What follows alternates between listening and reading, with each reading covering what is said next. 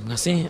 Assalamualaikum warahmatullahi wabarakatuh. Saya mengucapkan terima kasih kepada unit tim IT kerana sudi untuk membuat temu ramah dengan saya di dalam kesibukan muktamar ini, dan berkenaan dengan Dewan Pemuda PAS Negeri Kelantan pasca muktamar tahunan PAS kali ke-59 ini, insya-Allah kita akan memfokuskan kepada apa yang telah diberikan penekanan oleh Yang Berhormat Tuan Guru Datuk Seri Presiden di dalam ucapannya, iaitu untuk kita mengekalkan kemenangan di negeri Kelantan, dan khususnya dalam konteks gerakan anak muda ialah untuk kita meraih sokongan anak muda yang kita jangka first time voter, iaitu pengundi kali pertama akan bertambah dengan berkali-kali ganda apabila menjelang PRU yang ke-14 ini.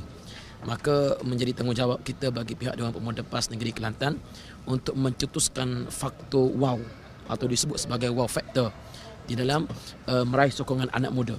Yang saya nampak di sana banyak lagi ruang-ruang vacuum ataupun ruang-ruang kosong yang perlu diisi oleh Dewan Pemuda PAS Negeri Kelantan, khususnya di dalam menggiatkan aktiviti-aktiviti kepada golongan anak muda yang non-partisan, yang tidak berpihak dari sudut parti politiknya, supaya mereka terus-menerus memberikan kepercayaan kepada PAS untuk menjaga kebajikan anak muda khususnya. Jadi di dalam menyentuh konteks market lah kita katakan, maksudnya apa langkah pertama yang Ustaz akan ambil? Di antara langkah pertama yang kita ambil lah, kita memfokuskan kepada aktiviti-aktiviti kebajikan. Sebab itu apabila saya ditanya oleh banyak pihak apakah misi pertama saya, ialah saya ingin menjadikan kebajikan sebagai core business, sebagai suatu matlamat utama ataupun lapangan kerja utama Dewan Pemuda PAS Negeri Kelantan. Kita akan insya-Allah akan menjuarai isu-isu yang berkaitan dengan kebajikan khususnya anak muda. Dan yang kedua, saya melihat bahawa ruang di mana isu-isu yang berlega di kalangan anak muda ialah berkenaan dengan peluang kerja. Walaupun Dewan Pemuda PAS Negeri Kelantan tidaklah mempunyai kaitan yang khusus di dalam isu peluang kerja seperti ini, tetapi mungkin di sana adanya sumbangan-sumbangan dalam bentuk idea, sumbangan-sumbangan dalam bentuk menggerakkan cadangan-cadangan daripada semua pihak. Bagaimanakah cara untuk kita mencetuskan peluang-peluang pekerjaan di negeri Kelantan di dalam rangka kita untuk mengekalkan sokongan anak muda kepada Parti Islam Malaysia PAS. Jadi Ustaz sekarang sebagai Ketua Pemuda PAS Kelantan, jadi sekarang Kelantan baru mengisytiharkan akan mengadakan hudud, pelaksanaan hudud. Jadi saya kira hudud di Kelantan ni kemungkinan boleh dijadikan sebagai tarikan kepada pengundi Melayu Islam untuk percaya kepada PAS dalam konteks political konteks lah. Jadi apa pandangan Ustaz? Saya ingin betulkan soalan, bukan kerajaan Kelantan baru isytiharkan untuk buat hudud, tidak. Hudud telah digubal ataupun enactment kanun jenayah syariah yang kedua telah pun digubal dan diluluskan oleh Dewan Undangan Negeri pada tahun 1993, 20 tahun yang lampau. Cuma perkembangan semasa pada hari ini menuntut bagaimana hudud itu perlu dilaksanakan, disegerakan berdasarkan kepada isu-isu keselamatan yang semakin kritikal di negeri Kelantan, bahkan di seluruh Malaysia. Jadi sebagaimana yang disebut dalam soalan saudari tadi, iaitu berkenaan dengan hudud menjadi tarikan sokongan daripada pengundi-pengundi Melayu. Itu soal yang kedua. Soal yang pertama, hudud ataupun kanun jenayah syariah itu sendiri merupakan perintah Allah Subhanahu Wa Taala. Kita melaksanakan tanggungjawab ini kerana kita merupakan hamba Allah Subhanahu Wa Taala. Sokong atau tidak sokong merupakan isu yang kedua. Yang penting tanggungjawab sebagai seorang hamba Allah bila diberikan mandat untuk memimpin ialah mereka mendirikan salat, aqamus salah wa atawuz zakah wa amaru bil ma'ruf wa nahu 'anil munkar. Mereka mendirikan salat, mengeluarkan zakat dan menyuruh kepada ma'ruf, mencegah daripada munkar. Menyuruh ma'ruf dan mencegah munkar itu terkandung di dalam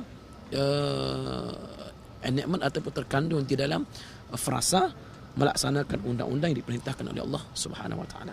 Jadi saya yakin insya-Allah bila kita melaksanakan apa apa yang diperintahkan oleh Allah Subhanahu Wa Taala, bukan sahaja sokongan di bumi, bahkan sokongan di langit, insya-Allah akan memantapkan kerajaan kita. Maksudnya PAS, pemuda PAS Kelantan bersama-sama dengan kerajaan ini. Ya, pemuda PAS ni Kelantan akan tetap bersama-sama, bahkan kita akan berada di barisan hadapan untuk memohon kerajaan negeri melakukan langkah-langkah segera yang utama dan menggesa kerajaan pusat untuk menggubal ataupun meminda peraturan-peraturan yang berkaitan yang menghalang Kelantan daripada melaksanakan hudud, khususnya Akta Mahkamah Syariah 1965 yang disebut sebagai Akta 355 yang menghalang pelaksanaan hudud di Kelantan. Kita gesa supaya akta ini dipinda dengan segera bagi membuka laluan kepada Kelantan untuk melaksanakan hudud ataupun kanun jenayah syariah yang kedua.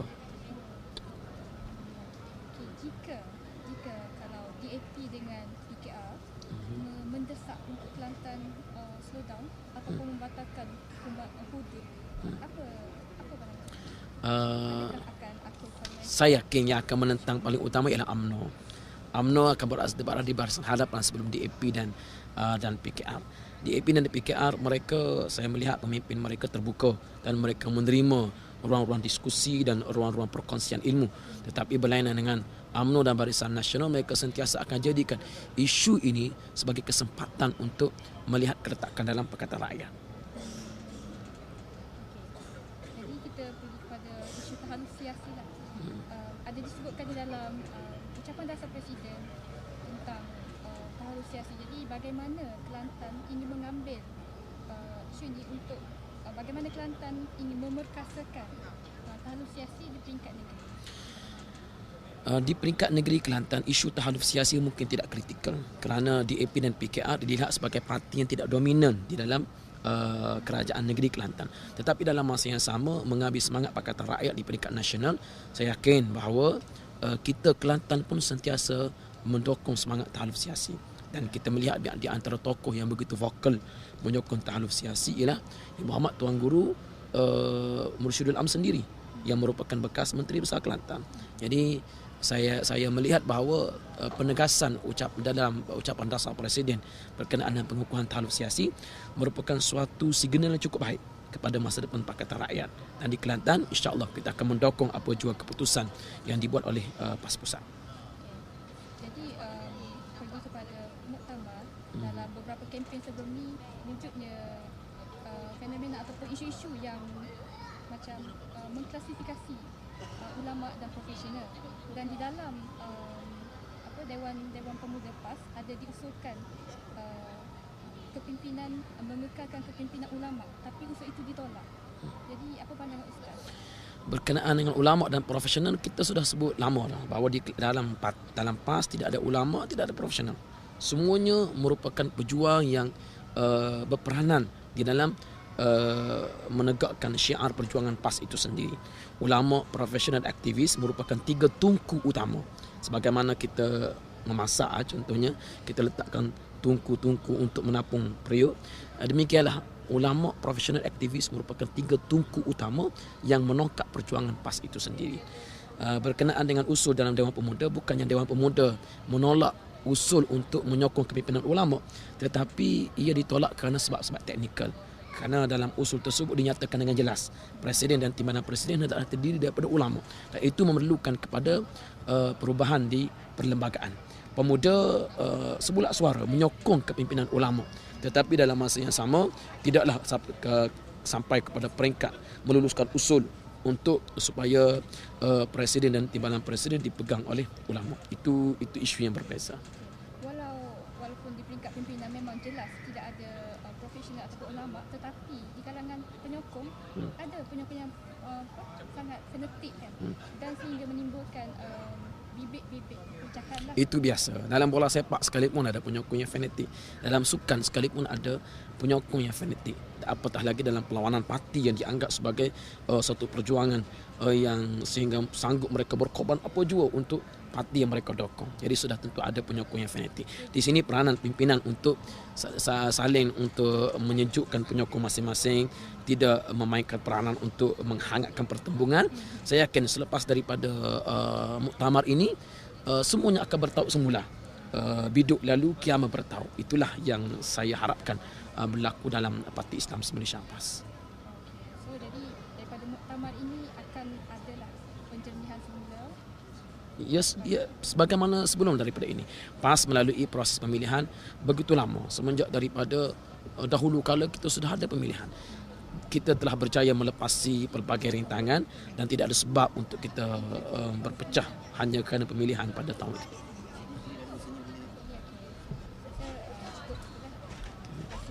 Terima kasih kepada Unit IT. Assalamualaikum warahmatullahi wabarakatuh.